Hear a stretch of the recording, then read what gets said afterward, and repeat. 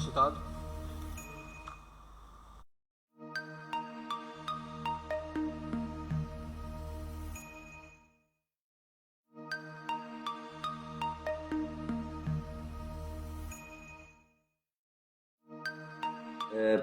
Really important. We covered quite a few topics in our previous webinars, but today is one special one. It's only 30 minutes. I have with me today Dr. Fiaz Hussain, and Dr. Fiaz Hussain will explain today the application process for student visa. Now, what we have today is something special. Normally what happens is there are students and then there are educational advisors, consultants, but they never been personally involved in a process. What happens after the application, once application was made from a university point of view. So Dr. Hussain will go through the process with us today. And this will give an opportunity to every single applicant to understand what makes their application more likely to be successful, what type of information universities are looking for. So they are much better prepared when they make their application. Because we have only 30-minute webinar for today, we may not be able to take that many questions because Dr. Hussain will need some time to go through the application process. But we promise whatever we will be able to take, we will do so. So without further delay on my part, I will request Dr. Hussain to go through with his presentation. Like I said, this is a key presentation, so this will be a recorded version on our website as well as on our Facebook. So in future, anyone want to know what happens once they made their application, so they can go back and basically revisit that webinar. So thank you very much joining us, Dr. Hussain. Please go ahead with your presentation. Thank you. Well, thank you so much for the warm presentation, and welcome to yet another webinar. I'm sure the audience and colleagues here are taking benefit of these webinars. What I want to do is really start the presentation. I have a few slides to go through, and the purpose of those slides is in order to actually guide yourselves and to share some experiences. Firstly, let me start by saying that I have lots of years of experience working at various UK universities. I have helped thousands of international students to come to the UK, and it is really this session here, a short session, but hopefully a very valuable session will benefit you all. So with the presentation, you will note that last time, in the last webinar, we looked at the requirements for the application process. And, you know, it's not just a case of filling a form and sending it off. It's a case of having all the right attachments. And with those attachments, you require, you know, evidence of English, for example, evidence of your academic an achievement, evidence of, for example, maybe a portfolio, and definitely you need a personal statement. And we'll come to that in a second or two. But those are the requirements typically that you will need in order to actually at least apply for UK UK university admissions. But in addition to that, you will need a visa to come to the UK, and that itself will be another webinar. But finances are hot on that topic, and unconditional letter is another thing that you will need from the UK university that you applied to. So let me start by going through the process itself. Like I say, I mean, the process is rather straightforward, but it's a bit complex. So we'll be talking about the admissions process. Effectively, what happens once you make that application? You may make that application online these days, Some people like to post things, but I think most of the applications are online through the university websites. So the application, once it's received, actually goes into a central pot. That central pot typically is the international admissions team, and typically they are sitting in an international office. They are not in your faculty. They're not your program team. They are not the subject specialists. They are effectively looking at the application and they're checking. What are they checking? They check in to make sure that you have actually, one, completed your application fully, yeah, and accurately. Two, that you have actually attached the documentation that's needed in order to actually review your application.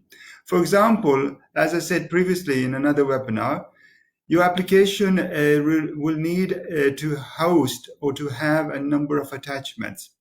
Some of these attachments are needed in order to actually make a decision on your application form or your application. Now, if you don't attach those, for example, a portfolio or personal statement, then you may find that your application is effectively is coming back to you. It's not going anywhere. So there's a delay straight away because you haven't actually attached everything that's needed. So the first thing that happens is that the administrators effectively, or colleagues within, or staff within the international admissions team, look through your application. So this is why it's very, very important that before you submit anything, that you actually yourself go through a checklist. And we at MagnaStudy can actually help you with that if that's needed, because that is your first step. A strong application means more chances of you getting a place on the program itself. The next thing that the admissions team in the international office will do is actually see if you are entitled to any universal scholarship. Some universities, they offer scholarships based on your performance, academic performance. So if you have a very good achievement, GPA or other grades or percentages, overall percentages in your previous qualification or in your previous qualification, then you may be entitled to a discount, in other words, a scholarship on the fees. In addition to that, some universities offer regional scholarships, and we can talk about scholarships maybe in another webinar. And often students apply for university scholarships, and this is the time and this is the place where your application is assessed for those. So the scholarships actually doesn't sit normally with the department or the program. It is the international office. Note that I haven't even mentioned the fact that your application has gone anywhere, apart from the fact that you have just submitted the application and an admissions team is basically going through and making a note. And those notes are actually in the front cover of your application. So before your application goes to the school or faculty or the department or the program that you're interested in, it actually has a cover note already. So that cover note is very important. That identifies whether you've done your homework, whether you actually completed the form right, whether you completed the form with the right attachments, and so on. Like I say, MagnaStudy can actually help you with that. And that is a process that you should make use of, because without that, you are unlikely to get an admissions place at a UKD university. Once your application has been checked and all the cover sheet has been completed by the international admissions team, then it goes to, and before it goes there, I should have said that the application, if it's incomplete, it will come to you, and then there'll be iteration between you, and the international team, international admissions team. And that iteration may be once, or that could be many times, depending on what is required by the university or by the international admissions team. So once that's done, then you're ready. Then the international admissions team is ready to actually submit that form or to pass that form on to the program admissions team. The program admissions team is not checking what has already been checked by the international admissions team. So there's a two-stage here. So you need to make sure that you pass the first stage and then that you are actually in a better position in order to your application to be assessed for a position on a program. So what happens at the program admissions team, they have to make a decision. So this is where the course leader or program admissions person will need to make a decision. Yeah. And that decision is like this. Yeah. They have to either accept you or accept the application, or they reject the application. Yeah.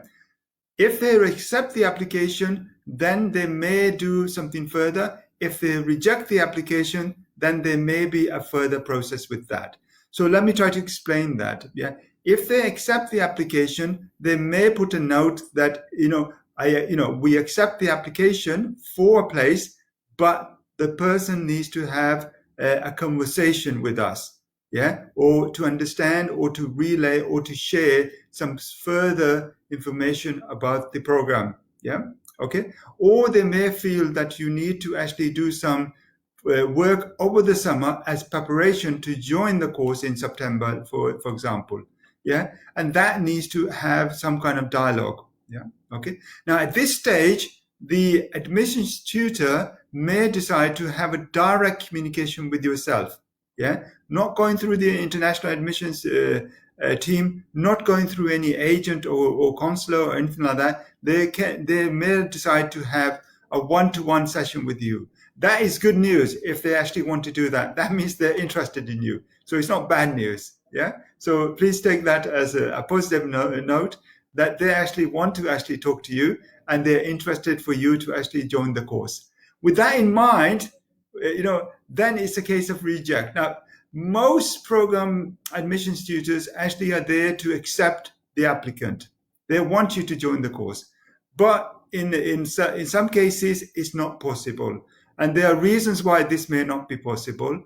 One is that the application itself is not strong. What does that mean? That often means that, for example, the details you're provided on the application form don't merit an entry onto the program, yeah, or the portfolio that you submitted for a particular program is not strong enough. In other words, it is not the right level for you to actually join a program.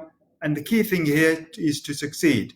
You can join a program, but if you fail, there's no point joining the program because you wasted life, time, and money. So most universities, yeah, I hope all universities will actually look at that and actually try to support you in order to get that portfolio right. The other key thing here is personal statement. When we talk about personal statement, most applicants feel that it means the statement is about themselves. And so they write all sorts of wonderful things. And it's good. The statement is about themselves. It has to be, it's not something cut and paste from the internet. It's about you. Why you want to do the course, how you want to do the course, what benefit it will bring you, what career aspirations do you have, and so on. But that's it. It needs to be also personal to the applicant or application, that you're making to the university. You need to understand the university, yeah, and you need to understand the program, yeah.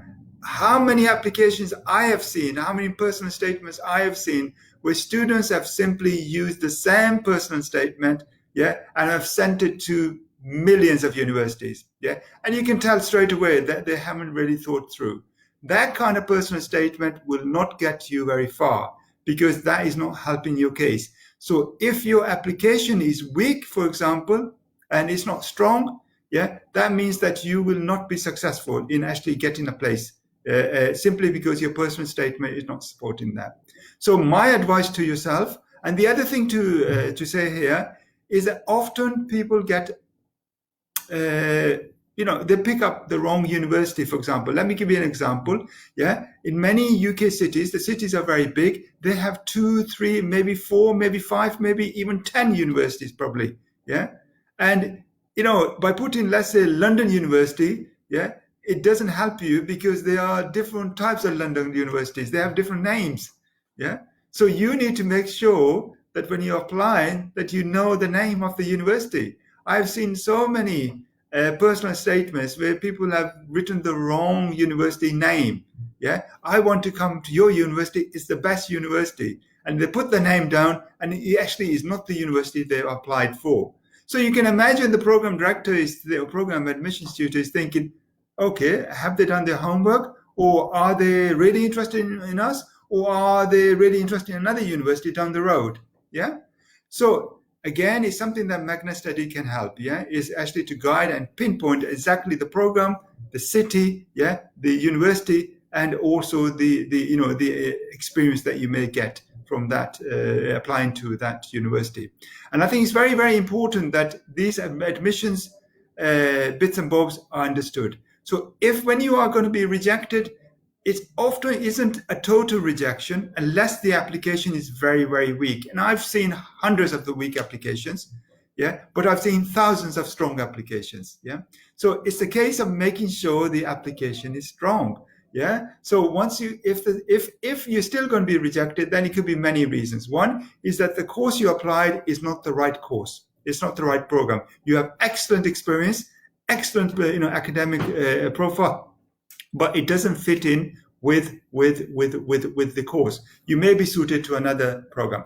Now, in many universities, what happens is that the program team then says, well, we're going to reject them for this program, but we're going to pass them on to our colleague who's managing the other program. Yeah. But some universities won't do that. I can tell you that now. What will happen, you'll get a rejection and you'll be rejected and you'll feel you're rejected from the whole university. In fact, you're not rejected from the whole university. You're only rejected for that particular program. Yeah. Okay. Now, let me, because time is short, let me try to say a few things. First thing is that there are well over 100 UK universities.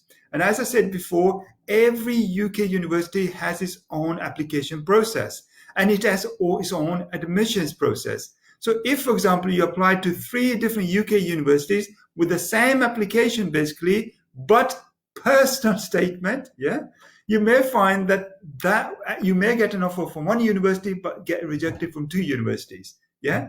Okay, that's simply because the admissions process is different. That's also because the program itself is different, and that you may be suited to one type of program and not suited to another. And what is important to recognize here is that the admissions process is something that is really a straightforward process if you understand it. But when you submit your application form, the key thing to remember is that somebody checks that before it actually reaches the department, your program or your subject specialist department or faculty or school, yeah, and then you will be engaging with the international admissions team.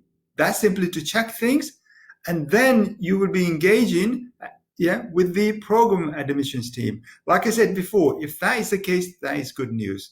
And then finally, just to finish the cycle here, what happens, you will then hear back from the international admissions team. Yeah, and hearing back could be 2-3 ways. Yeah, effectively it's a letter. Yeah, and it says whether you've been accepted or rejected. And if you have been accepted, often it's the case that you have conditions to meet. Now, sometimes you haven't completed your current course, so you need to pass that, for example, at a particular level. Sometimes you don't have the correct English level, so you need to actually do some pre-sessional English. Or sometimes you need a better portfolio, yes? So these are conditions, yes? And these are natural conditions. They are not a rejection. They're simply saying you need to take this. The other reason for doing that is when it comes to the visa process, you need an unconditional letter. Yeah, you can't apply for visa without having an unconditional letter. That unconditional letter will come once you tick all the boxes that the international admissions team will need to take in order to actually get that. Yeah. So and like I say, if you're rejected, don't think this is the end of the world. We at MagnaStudy can help you and guide you in order to get a place at another UK university or within the same UK university, tailored more to your interest and your profile. So I'm going to stop there because we know time is short and I'm sure there are questions, but hopefully that short bite-sized presentation has been helpful. Thank you.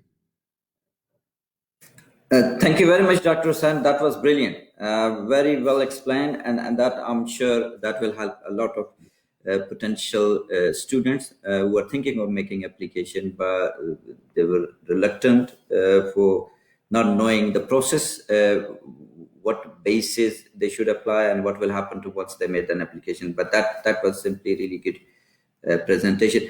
Like you said, quite a few questions. I think we did discuss this question in our last few webinars, but again it came. This application process. So when you make an application for university, and if you're also thinking of making scholarship application, so do they have two separate applications, or within a one application you can discuss the both elements of that application? So when it goes to the international department, are they the one who make the decision, or there's a separate department for the scholarship and a separate department for admissions? If you could put some light on this, please. Yeah. No, that's a good question. Now they are typically. There are typically two types of scholarships. And like I said, we will have a webinar and discuss this in more detail. But basically, one is so integral to you applying to the university. The university, may say that we will actually give a basic scholarship to all applications that have been accepted. So typically that's, it could be £1,000, it could be up to £2,000. Now that's huge. You're talking about, 10 to 15% reduction in your fees. Yeah. So that is integral part. That means that universities will decide, depending on your application, whether to actually give you that or not. And I think the best place to check whether universities offering scholarships or not, or just about all universities are offering something, is to go to the international page, go into the section where it says how to apply, and there should be a button where it says fees, scholarships, and so on. That will explain you the range of scholarships that are available. So one is integral. That means you don't have to do a separate application. That is part of the process. And it will say that if you apply, you get a place, you get £1,000 or £1,500 reduction. The other is more specific, and it's a special type of scholarship that sometimes often the vice chancellor is given a scholarship. Yeah, often often there are.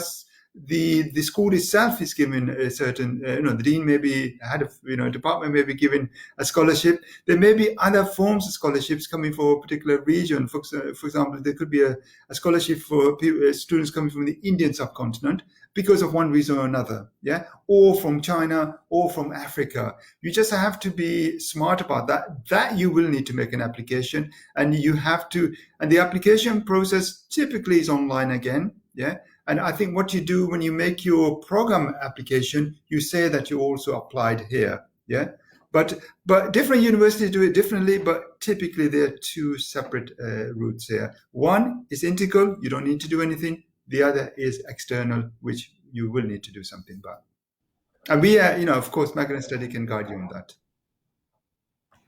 Thank you very much. That was brilliant. One supplementary question on the same subject.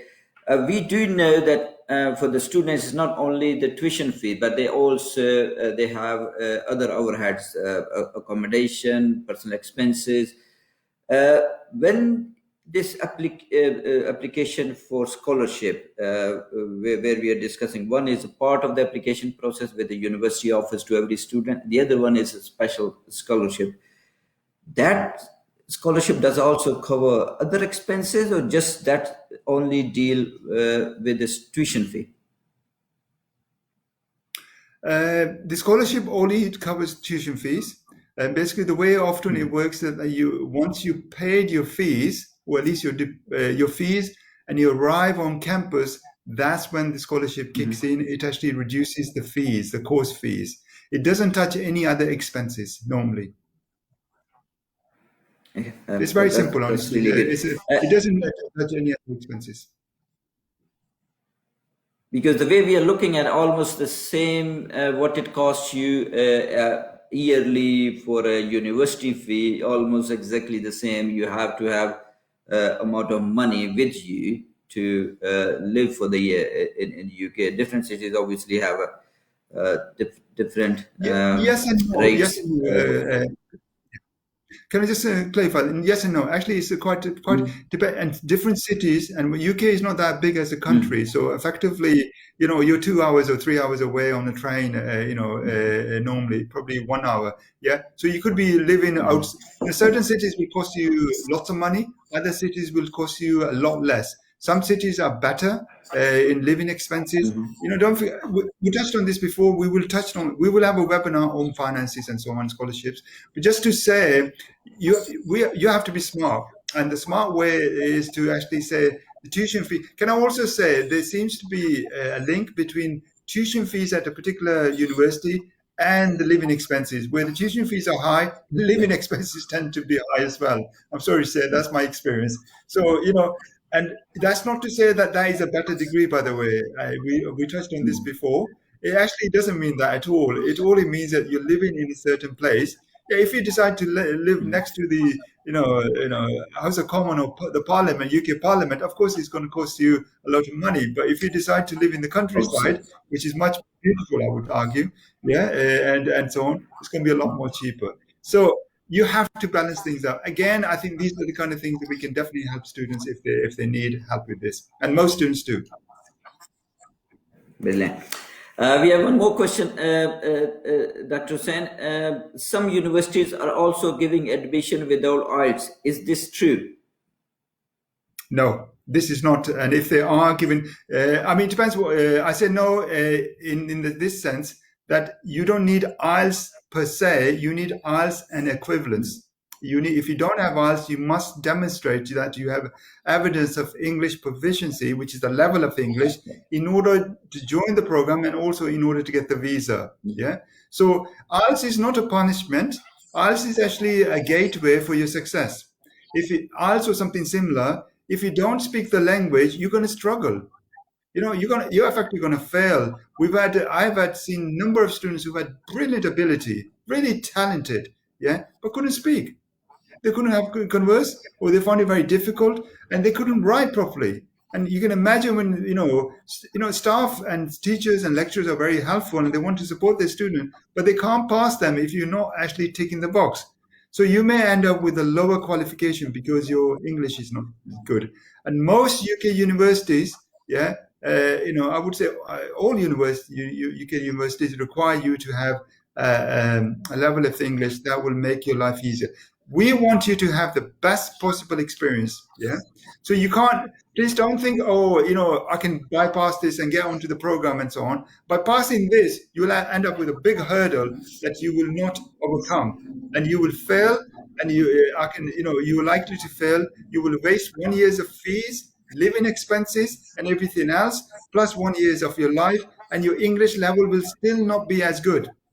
Yeah, because you're focused on the program, nobody's teaching you the language. So you're basically at worse situation a year later than you started off with. So do the smart thing, get the English, get the proficiency, and be successful on your course.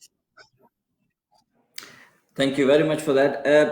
Dr. San, there are quite a few more questions on scholarship, but I believe we will have another webinar, especially on scholarship, how it works, what is university owned scholarship, what is special scholarship. So I will leave those questions for that seminar. One thing you did say in your presentation that there will be a conversation. They want to know whether actually this is the course you want to take, what are the basic reason behind choosing this course, and the course administrator or the head of the course would like to speak to you, not to your representative, not to your consultant, is directly to you.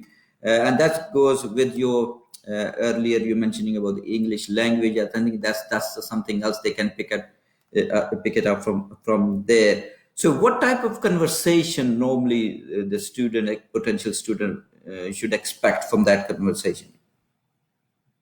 Okay, let's be absolutely clear. Yeah, that conversation is a welcome sign that the department, faculty, school, the program team are interested in you. Yeah, they want to help you. So, and can I say that conversation doesn't have to be one-to-one. You can have your parents there, you can have your friends there, you can have your colleagues there, you can have your teachers even there. Yeah, the idea is really. The fundamental idea is that for you to firstly understand the program, Yeah. So the program team here, this normally is admissions tutor. Sometimes they're the program leader. Yeah. They actually want to have a conversation because, they like your application. They want to, yeah. So type of things they will ask is, you've said in your personal statement that, you are interested in a course. What really interests you? Is there something that in particular? And this is not meant to be a test question. This is about you saying, wow, I want to be, I want to be this, I want to be that. Yeah. And I see this program helping me to be that. And so the program team will then be able to share some of the experience that you may get in, doing that. And it's an opportunity for you to ask questions. Of course, you may say, well, hold on, do I need to buy more books? Yeah. Is it going to cost me this much more? Do I need to be on campus all the time? Is there any trips with this? Depending on the course. Yeah. And also for the parents. And I've had several interviews with students where parents were there sitting on the sofa, same sofa. And we had a good discussion. And then, the question is a two-way process, effectively. You can ask questions. Yeah. They are not set questions to, it's a case of you, for example, in a personal statement, you have said, oh, I want to actually do a PhD after my master's. Yeah. Now, the program team may be interested to know what kind of PhD do you have in mind, what kind of research you have in mind, so that they can tailor your experience in the master's so that you're ready to do the PhD rather than just getting a master's. Yeah. Okay. So, it's a great opportunity. And I think it also shows, I think another thing that is very important here is that you see that this kind of university is caring about the students. You are not just a number. Yeah. Yeah. Many of the colleagues, teachers, lecturers who do this, they actually care about you because you come into their family effectively, and they are going to look after you, and they want to make sure that you understand, what's it like to be in part of this family. Yeah. And they want to do everything possible to support you. So don't see it as a negative thing, it's a positive thing. And again, we can go through some rehearsals with MagnaStudy to demonstrate how this is done. Brilliant. That was simply the best one. Thank you very much, Dr. Hussain, on behalf of MagnaStudy. Thank you. Thank you for your time. We have a shorter version of webinar this week. Only one topic we discussed, what happens when we submit our application. But that will help our potential students. And one more time, Dr. Hussain, thank you very much. Till the next week, we will have more colleagues joining us, more potential student online joining us. And next webinar topic, we will make sure we announce prior to webinar on our Facebook and as well as on our website. Once again, thank you very much for joining us. Thank you.